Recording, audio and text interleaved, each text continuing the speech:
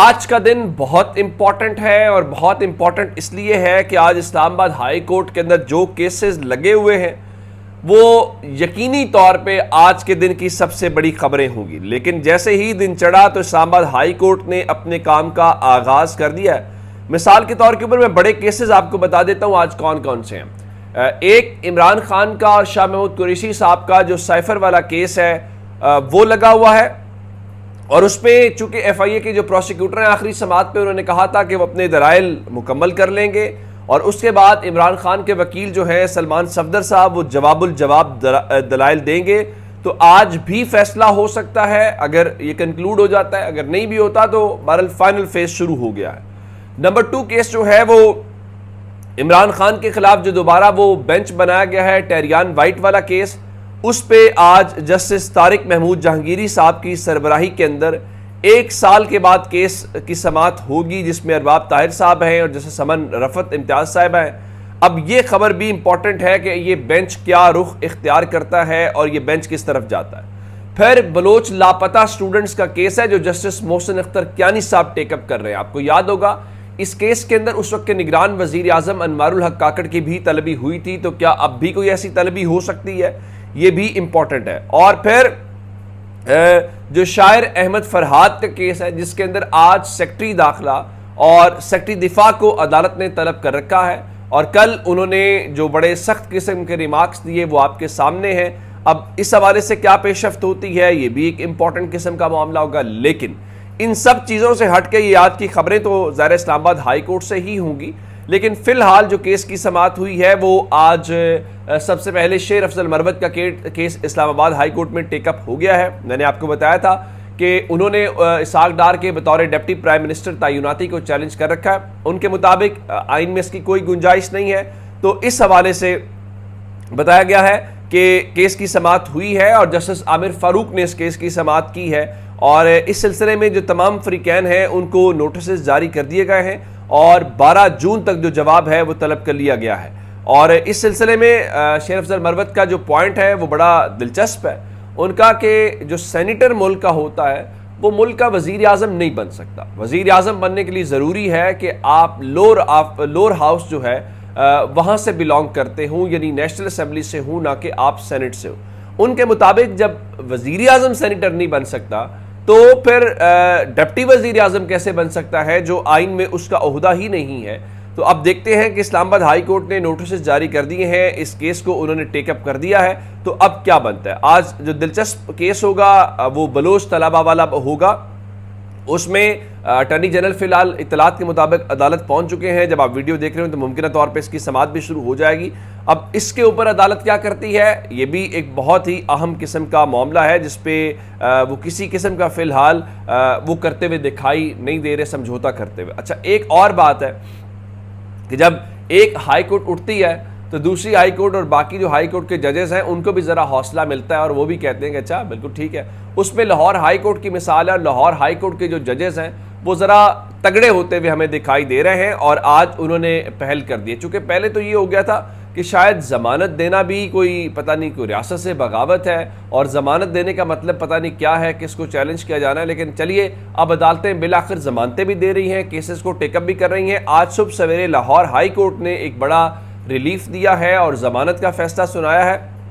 और ये अगर आपको याद हो जिसमें चौधरी परवेज़ इलाही इस वक्त वो सज़ा उसको कहना चाहिए या जो भी अदालत के में वो उनका केस है, उस सिलसिले में चौधरी परवेज़ इलाही जो हैं उनका इस जो वो क्या कहते हैं कि पंजाब असम्बलियों में भर्तियों का मुकदमा था, उस भर्तियों के मुकदमे के हवाले से चौधरी परवेज़ इलाही की जो ज़मानत की दरख्वास्त है वो मंजूर हो गई है और अदालत ने उनको रिहा करने का हुक्म दिया है। जस्टिस सुल्तान तनवीर अहमद ने ये फैसला सुनाया है। अब इससे अंदाज़ा होता है कि हमारे यहाँ लोगों को जेलों में डाल दो, जेलों में डालने के बाद जब आपका दिल हो तो फिर आप उनको कर लें, तो मेरा नहीं ख्याल कि इससे ये कोई अच्छी बात है। उसकी एक मिसाल दे देता हूँ। आज फवाद चौधरी अदालत में भी पेश हुए, इंसदाद दहशतगर्दी अदालत में, वहाँ पे उमर अयूब साहब भी आए हुए थे और बाकी साहब भी, इनकी मुलाकात भी हुई है। इस दौरान एक बड़ी उन्होंने आज उनका जो वीडियो पैगाम है वो सुनने को मिला, वो बहुत दिलचस्प है। दिलचस्प नहीं कहना चाहिए, बल्कि ये कहना चाहिए वो बड़ा शर्मनाक है, वो बड़ा तशवीशनाक है जो उसमें कंटेंट है। फवाद चौधरी साहब के हवाले से नहीं कह रहा, इस हवाले से कह रहा हूँ जो उन्होंने निशानदेही की है। मिसाल के तौर के ऊपर उन्होंने कहा कि जो 9 मई के मुकदमात के तफ्तीशी थे वो करोड़पति बन चुके हैं। उनका बताना यह है कि गिरफ्तारी के वक्त जो उस वक्त वहाँ से चीज़ें बरामद घरों से होती थी, मिसाल के तौर पे नकद रकम थी, यानी कैश थी, घड़ियाँ थी, मोबाइल फ़ोन थे, तो वो उस वक्त कब्ज़े में ले लिए गए, तहवील में ले लिए गए।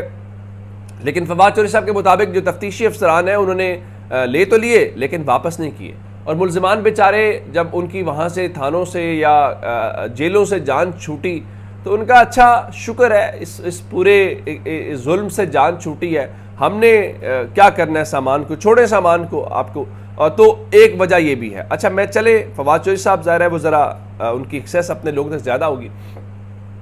मैं ज़ाती तौर पे उन केसेस से आगाह हूँ कि जहाँ पे इसमें कोई शक नहीं है लंबी दिहाड़ियाँ लगाई गई हैं, लंबे हाथ मारे गए हैं, लोगों को उनकी तजलील की गई है, उनकी तज़हीक की गई है, और शायद किसी के लिए ये आसानी थी। उसकी वजह क्या थी? पुलिस वाले तो वैसे ही इतने, वो जिस किस्म का उनका बदतमीज़ी वाला लहजा होता है, जिस तरह से लोगों की वो तज़हीक करते हैं, जिस तरीके से उनमें वो एक अजीब सा उनको तो एक स्पेशल ट्रेनिंग होनी चाहिए कि इंसानों से इंसान ट्रीट या डील कैसे करते हैं। तो वो जब उनको, वो तो वैसे ही कंट्रोल नहीं होते, तो जब उनको कहीं से थपकी हो जिनके पास इस मुल्क के इख्तियारात हैं, तो फिर तो वो बिल्कुल भी काबू नहीं आते, और फिर तो वो कहते हैं ना कपड़ों से बाहर हो जाना, फिर तो वो उनकी वो हैसियत होती है। और इसमें कोई शक नहीं है कि लोगों के साथ 9 मई के को लेके उसमें जो ख़ासकर जिन बेचारों का कोई ताल्लुक ही नहीं था उनके साथ बहुत जुल्म हुआ है, और उसमें जो जिस तरह से लोगों की फैमिलीज़ को,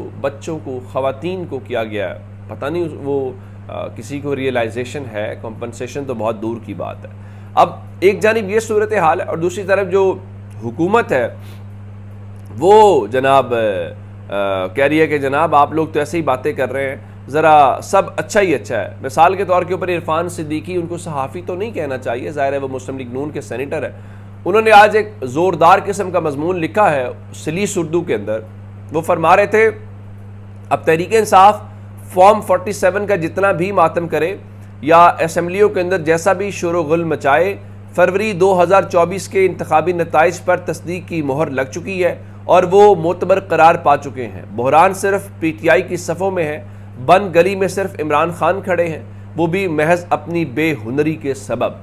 ऐसा नहीं है, हुजूर मोहर नहीं लगी। अगर आपको अंदाज़ा हो तो इस्लामाबाद के 3 हलकों के मुताल्लिक कहा गया है, मुस्लिम लीग नून को भी, कि आप भी फॉर्म 45 ले आएँ, बाकी को भी कहा गया है, इलेक्शन को भी कहा गया, और उनसे कहा गया है बयान हल्फी दे, और जो बयान हल्फी गलत देगा वो जेल जाएगा, वो कार्रवाई का सामना करेगा। हुजूर ऑडिट रिपोर्ट्स कुछ और बता रही हैं। तो अब आप अगर ये कहें कि जी वो फॉर्म 47 का जितना मर्जी शोर मचाएं मोतबर इस तरह, तो फिर आप 2018 में जो कह रहे थे आप लोगों के साथ धांधली हुई, फिर तो आप लोग जब इमरान खान की गवर्नमेंट बन गई तो वो तो नताइज मोतबर करार पा गए। अच्छा, उसके बाद वो क्या फरमाने लगे, उन्होंने आज के आर्टिकल में ये लिखा है कि खुसूसी सरमायाकारी कौंसिल जो है SIFC दाखिली और बैरूनी सरमायाकारों के एतमाद का मजबूत खोंटा बन चुकी है और उनके वफूद पाकिस्तान का रुख कर रहे हैं। बिल्कुल ठीक है, ये तो हुजूर आपकी नालायकी है, ये तो हुकूमत के ऊपर एक मोहर सख्त होना है कि वो नालायक है, वो डिलीवर नहीं कर सकते। मैं उसकी एक मिसाल ये देना चाहता हूँ।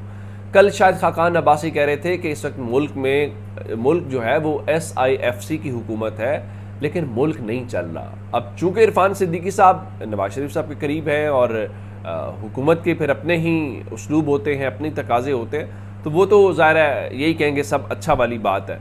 तो लेकिन ग्राउंड के ऊपर सूरत हाल डिफरेंट है। एक खबर, चूँकि ईरान के सदर वाला मामला है, आज पाकिस्तान जो है वो सरकारी तौर पे यौम सोग मना रहा है। तो अब आप हैरान इस बात के ऊपर होंगे, जिस तरह मैंने आपको बताया था कि उनके नायब जो सदर हैं उन्होंने चार्ज संभाल लिया है, काबीना की मीटिंग भी कर दी है, और इलेक्शन का अभी उनके सदर का जनाजा अदा नहीं हुआ। और आप अंदाज़ा इस बात से कीजिए कि ईरान में जो सदारती इंतखाबात हैं उनका ऐलान कर दिया गया है और ईरान में 28 जून को इलेक्शंस होंगे। लेकिन मजाल है किसी ने कहा हमें टाइम चाहिए, मजाल है किसी ने कहा हमारी तैयारी नहीं है। इस तरह से कौमें और मुल्क जो है वो बिहेव करते हैं।